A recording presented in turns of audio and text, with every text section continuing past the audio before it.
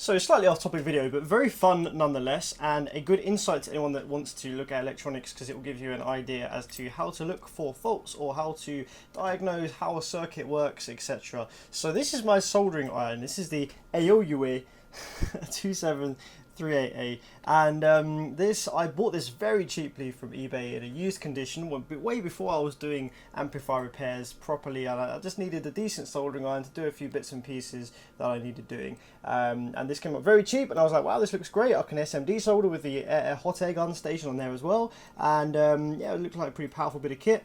And it didn't come with the soldering iron tip, so all I needed to do was just buy this separately. This is the soldering iron and fume extractor. So yeah, this whole thing probably cost me about 40 quid all in all, about 30 quid for that, 10 quid for the iron tip and the fume extractor. Now the thing that I've been lacking now that I've started doing amp repairs regularly is the ability to suck solder quickly and effectively. So I'm just currently using a cheap solder sucker, which takes forever, unreliable, and it's a bit annoying to be honest. So I have noticed that when looking at these online, you can actually buy them with a solder sucker attachment, and they're much bigger. They're like a bigger unit, and they have another slot here for the sucker to go in, and another line on the screen, another button, etc. So I was thinking, okay, that looks great, but they're pretty expensive to be honest. And this is not the best kit in the world, but it actually does me really well, and I've got used to using it, and I really like it. So I wanted to add the solder sucker option to this station, and I thought it can't be that hard. Surely the solder sucker, all it needs to do is heat up the solder, which it can do because it's got the ability to heat up a element, and it just needs to suck, which it can do because it's got the air pump, and it can suck air obviously from the fume extraction and also for use for the hot air gun. So I was like, well, this looks simple enough. So I looked to see whether you can get these on online, and you can get replacement solder sucker guns that work with the Aoyue kits, and this one obviously is not compatible with this kit because it was never designed to work with a gun.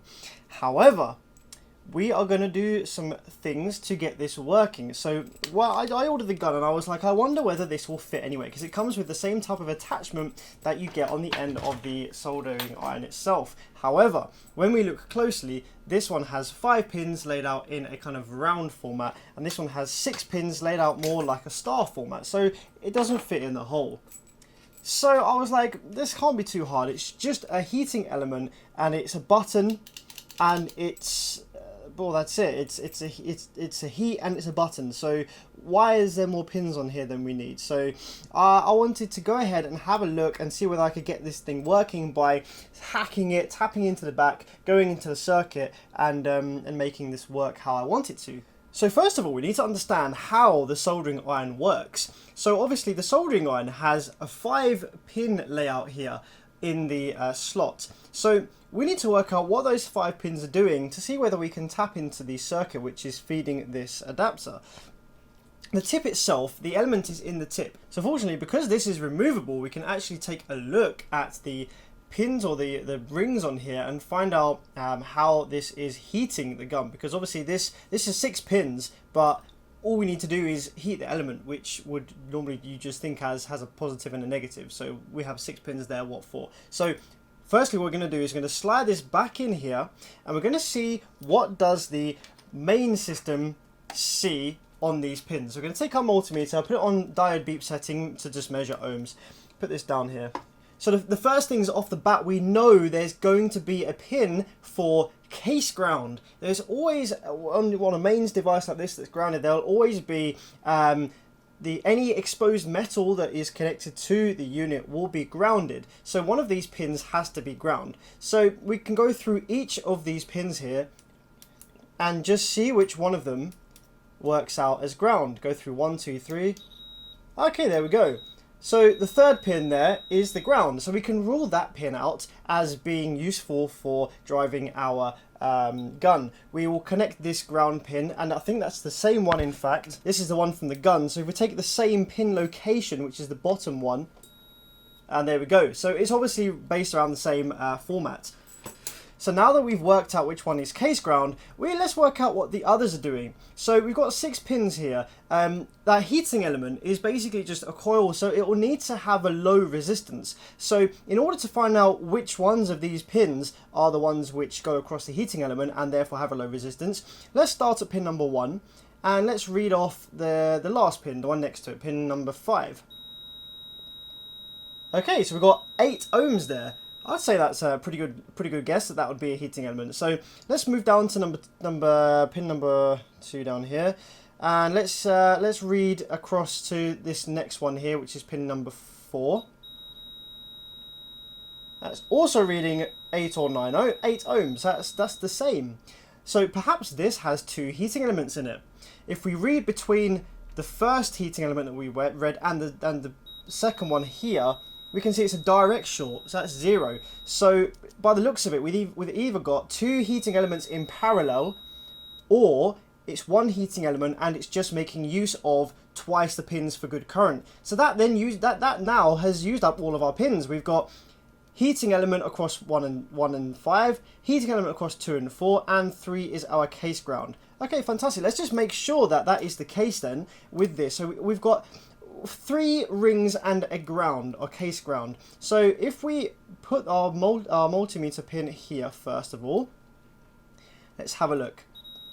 So between that one and that one, we've got 8 ohms. So that's obviously a heating element between there. Between this one and this one, we've got 0. Okay, so that is just a short. So what this tip is doing is it's making use of both of the heating element circuits in the main unit and paralleling them together to drive a single heating element and heat it up nice and fast. So you can see that's a direct short between that. And there we've got 8 ohms, and then we'll also have 8 ohms between this one and this one. Okay, easy. There we go. So we've worked out what all of our pins do then on our Aoyue main hub unit. We've got on the base unit, pins 1 and 5 here will be 1 heating element circuit. 2 and 4 will be a second heating element circuit. And pin 3 is a ground. And we can confirm that that pin 3 is definitely a ground pin by sticking our multimeter on the case here and checking the continuity to pin number 3, which is complete direct short. Let's just check that they're not paralleled inside. Doesn't really matter if they are, but we can go between 1 and 2, which were shorted out on the tip. But okay, so they are shorted out inside too. So yeah, it's just basically using 2 pins for maximum current handling through this type of connection. No problem. So now let's see whether there's any differences with our gun here. So here you can see the pin configuration for our gun. It's slightly different. There's 6 pins here. So let's just confirm. We've already confirmed that pin number 3 down here is case ground, which is the same as the iron. Now let's do between these top 2 pins. In this case, it would be pins 1 and 5 again. And that is the heating element. So it's a slightly higher resistance heating element on this one. 8 ohms is 10 ohms here instead of 8 ohms before on the iron tip I had. Okay, so that's fair enough. So that is obviously the heating element there. So we couldn't just go ahead and plug this straight in, even if it did fit, because there's not another hole there. So what's this next one then? So if I go down 1 to pin number 2 here and go across to this one, no continuity there. There's a button on the gun here. So let's see what happens if we push the button with the pins in here. Ah, okay, well there we go then. So that is obviously the button circuit. So that will tell the base unit that this is designed for when to turn the pump on to start sucking. I assume that we would have continuous power via a button press on the main unit for the heating element, so that it heats up and stays hot for the duration that we've got this thing turned on. And then the button on the gun will turn the pump on and off to suck the solder up as you wish. And the bottom one we've worked out before is case ground, so therefore that's all our 5 pins we've worked out. And the last one is this middle pin, which doesn't seem to be anything. It's not to do with the button. I don't get any resistance changes from there. It doesn't seem to have any continuity to the heating element itself either. That's our heating element. Let's go back to the middle one there. So the middle pin, I reckon, is redundant on this attachment and maybe used for something else. But we can just double confirm that by, obviously this is very simple. All it is it's just a button and a heating element, and then it has the air feed for the sucker. So if we open up the heating element, make sure there's not an extra pin there, like a 3-pin connection for the element itself. and we can remove that here. Okay, so that's obviously the bit that the air sucks through. So the bit that gets hot, let's have a look. I don't want to damage this because I haven't actually taken this apart yet, but I believe that would be this bit. So we need to undo 3 screws and remove that there. I'm not too keen on doing that just now, but I'm pretty confident enough to say that that middle pin is redundant, because we've already worked out that pins 1 and 5 heat this element. It's across the heating element, so if we apply some power to that, then it will get hot, which is what we want. And we've also confirmed that we have the button and the case ground, and that's all we need. Pin 6, the middle one, is either redundant or it's for something that we don't need to hack this to work. So naturally, having to work on your only soldering iron is kind of annoying, because you need a soldering iron to work on your soldering iron. So this is quite handy then in this case, because Aoyue have designed this with headers. So things can just be unplugged and plugged in. As you can see, this is the main control board, and this will supply all the voltages to heat the elements and such. Inside, it's just quite simple, almost a project case like, where you've got the transformer, the air pump, and the circuit board at the front for the buttons and the screen. Furthermore, they've even labelled up each of these wires. How fantastic is that? Okay, so this is actually PIC controlled with some firmware installed, and I should have really guessed that, because it has some interesting automated features. So it's actually controlled by this big ass PIC here, and these headers on the back I think carry data type logic instead of like on-off switch type things. So what I wasn't able to do is find a continuity between any of these and any of these switches on the front. What it looks like is that we've got a separate switchboard here, which is for the switches on the front, and that then sends different signals to the IC, which then feeds that back via logic or something to the back here, because there wasn't any significant changes in resistances or datas when I was pressing these buttons over here, so I think it has to go through the IC first. So no problem. Taking the top off, and what we're going to do is we're going to tap into this cable here. As you can see here on this header, smoke is pin number 1, and then we've got iron and heat gun, and then the bottom 2 pins are both ground. So in order to turn the pump on, which is what we want to do when we press the button on the gun, we need to short out smoke to ground. And so to do that, we just need to tap into this top cable here and run a lead out of the case here, or even through the front perhaps, to our pin on here, which was going to be number 2, and then pin number 4 down here is going to be ground, so that when we press the button it shorts out smoke to ground. So we'll see how the best way to do that. What I think might be a good idea actually is to cut this off here and solder on a connection which is like the original soldering iron, and I actually happen to have a spare one of those sort of somewhere. I'll have to cut apart my soldering tweezers. There you go, you can see I've got some desoldering tweezers here. Now I don't really ever use these. If I'm ever desoldering anything, I find the hot air gun much more effective. These kind of take a little while to heat up, and resistors and capacitors tend to get stuck, because obviously the solder kind of is sticky at that point, and it just gets stuck to it, and then they overheat, so kind of a little bit annoying to use. So I haven't really been using it. So in order to get the gun working, I could just salvage the end off of this and then attach, because it's the correct pin type, attach it to the correct pins on the gun which I need to use. Okay, so let's go ahead then and cut the tip off of our new desoldering gun. I hate doing this. Buy something brand new and you cut the thing off within the first day of owning it. Okay, so now we just need to strip that, and if we look here, we've actually only got 5 cables, so that then proves that the middle pin here that we couldn't find a connection for is actually redundant.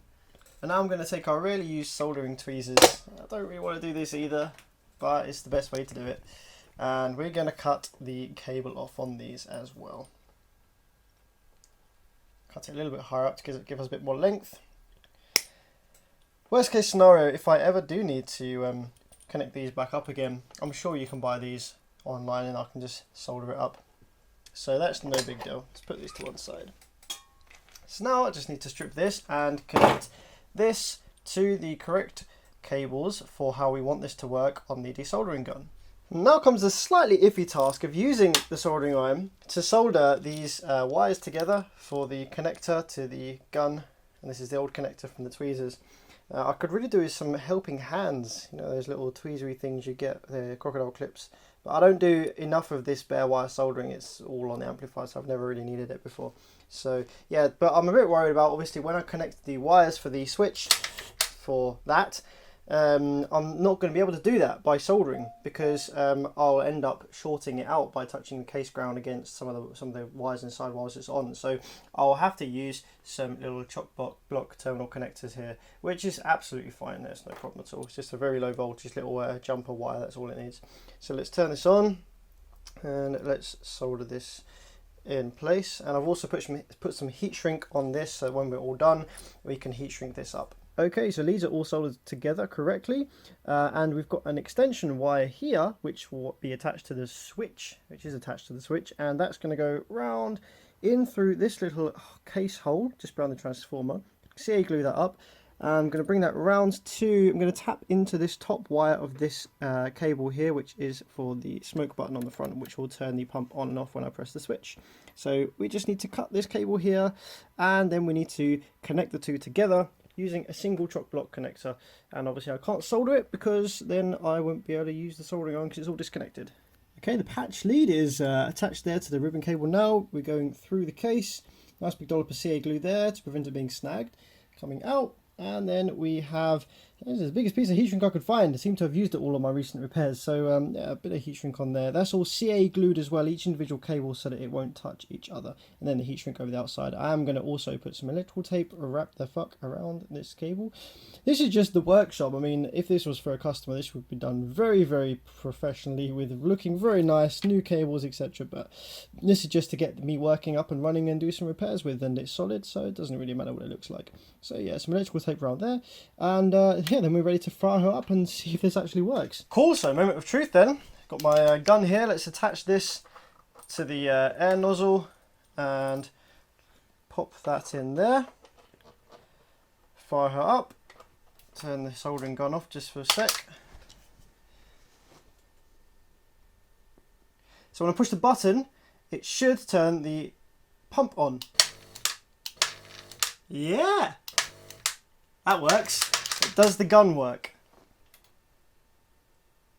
Okay, temperature rising, 182. Let's turn this down a little bit. Down to 200. Okay, so we've risen to 200 already. Let's try going up to 90. Okay, so with the heater, it sticks down at the 180 mark. Doesn't necessarily matter if this is accurate or not, because for sucking solder it's not necessarily that much of a importance, as long as it gets hot enough to melt it, to suck it.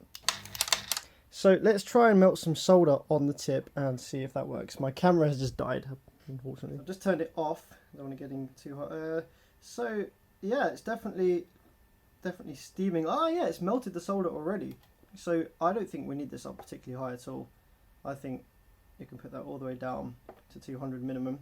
It's obviously not reading the temperature correctly, which is fine, as long as it doesn't try and overheat the blood damn thing. Yeah, well, it's melted the solder on the tip there, really nicely actually.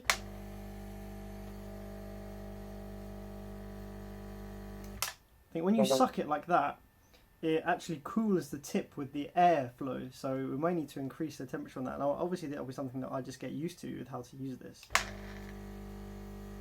Yeah, I just sucked a bunch of solder in there that I just put on. Yeah, sucking it up nicely. I'd say that's a success.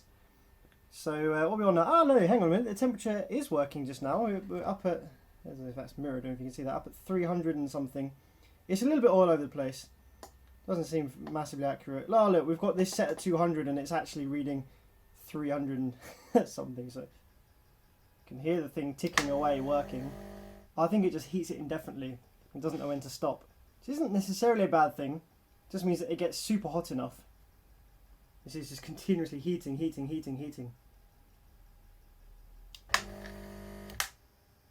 Okay, now it's at the limit. Now it doesn't know what to do. Okay, well what I'll do is I'll leave it at that for the time being and just see how it goes. See if this thing lasts with the constant heating like that. If it does, great, awesome for me. If it doesn't, that's no big deal either. This was obviously just an attempt to get this working. This was pretty cheap, so it's no big deal. But yeah, it seems to work pretty well. So what I'm going to do now is reassemble all this back together, and I'm going to get started on my video about the ASPL Dynamics 3500s, which I have got sitting up there ready to repair, which should be a pretty interesting video as well. So yeah, so I'll just give this a quick test on an actual board. It's a piece of shit edge amplifier before I start an in-depth repair. So to swap out my regular iron for the soldering D sucker, just have to swap that out there. Easy peasy lemon squeezy. And I've got two of these as well, so I can swap out either the desoldering gun or the fume extractor on the iron. And let's pick this up. There we go. And I realised that probably don't need to leave it heating all the time. So my iron, I tend to keep that on about 350. So let's pop that up to about 350. And this is now obviously heating up. Now because the temperature is not doesn't work because it's not designed for this bit of kit, I'm going to leave it on, let it heat up considerably, then I'm going to turn it off, and that should still leave it hot enough to suck the solder. So let's do that now. That should be pretty hot enough. Turn that off, and let's try this on the board. So let's go for this one here. Okay, maybe I need to leave the heat on then. Maybe the air stops the solder from just cools it down too quickly. I imagine this probably does need to get pretty damn hot to work properly. So let's leave the heat on. This is the first time I'm ever using this, so this will take some getting used to, and it will take some working out, you know, when's the right time is to suck. Okay, let's try something that I've pissed around on here before. This was one of the very first boards that I actually gave a go at repairing when I was first ever sort of starting to learn amp repair. I bought this as a piece of crap. Didn't cost me, didn't even buy it. I think someone just gave it to me. So okay, it's taking a little while, isn't it? Okay, so that was starting to melt there. Okay, so that's melted, and suck. Okay, seems to kind of work. Maybe I need to hold it on there a bit longer first. Hold it on there longer. Suck. Ah, that's not bad. That's not bad at all. There you go, you can see that. That's made a nice gap around there, so that should be pretty easy to come out. And let's try a slightly bigger one. So let's say I wanted to remove one of these fets over here. Let's go with this leg here. Okay, so let's pop that on there. Go in between the leg. Oh, that melted out very quickly that time. Suck it up. Oh yeah, look at that. That is fantastic. That'll make my life a lot easier. Great stuff. So let's just turn that off before it burns or something. But yeah, that's actually works pretty well. So I'll obviously work out when the best time to use that is, and when the best time to use the iron and the manual desucker. Sometimes that might be better. You never know. But also another thing, after every use with this, it says on here, clean, filter and nozzle after every use. So what do? We did 2 holes there.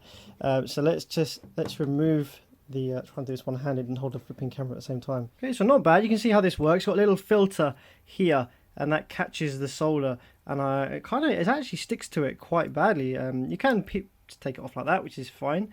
And then this is the little funnel. It's a sprung funnel, and you can see that some solder does get stuck in there. But because it's a spring, what you can do is you can just like wiggle it around like this, and then it doesn't stick to the spring very well at all. So what it will just fall out the bottom there. So yeah, this attaches like, remember now, even has a flipping picture on there. Look, so you put that on there first, and you slide that in there like so, and then you pop the filter on these little feet here like that. Make sure we get it the right way around, because don't want the those little bits of solder going down into the main system.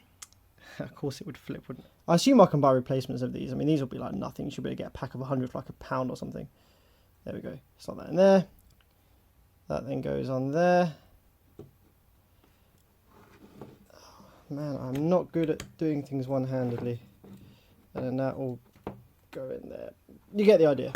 Okay, so now that's working. That'll make my life a lot easier with the repairs, make things much, much quicker, which is fantastic. I'm very happy that that worked out well. We'll see how reliable it is going forward, especially with the constant heat. But no, it seems to get very, very hot, which is good. Melts it instantly. That's what I like. No waiting around, and suddenly it sucks it up very quickly. So that's pretty sweet. Up and coming videos then, we've got a pair of S Pro Dynamics 3500s, we've got a Ground Zero 10K. I don't bother doing the videoing of dismantling the amp because I've done that before, so if you watch my other videos you know how to dismantle these type of amplifiers. This one, because it's so long, it's really bendy, got to be very careful with the board, especially seeing as these boards are actually split into two. Well, they kind of are, but they're soldered as well, so it's meant to make it easier to work on maybe, but it doesn't because, yeah, so also if these amplifiers are mounted on a box and there's vibration, then it can crack these great big solder lugs. It's a fucking nightmare. So that one's going to be a video as well. I've got a whole bunch of tar amps, 10K there.